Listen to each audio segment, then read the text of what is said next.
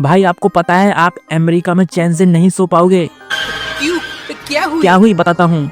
देखो अमेरिका के साइंटिस्टों ने पाया है कि अमेरिका के लोग यानी 40% औरतें सोने के टाइम पर खर्राटे लेती हैं वहां पर, और भाई 60% लड़के खर्राटे लेते हैं सोने के टाइम पर। मतलब आधे से ज्यादा अमेरिका के लोग खर्राटे लेते हैं। समझो भाई आसपास के लोगों का जीना हराम कर देते होंगे, यानी सोना हराम कर देते होंगे। और देखो कोई इंसान खर्राटे तब लेता है सोने के टाइम पे उसकी सांस की नली थोड़ी सी दब जाए, तो उसके कारण इंसान खर्राटे लेने लगता है।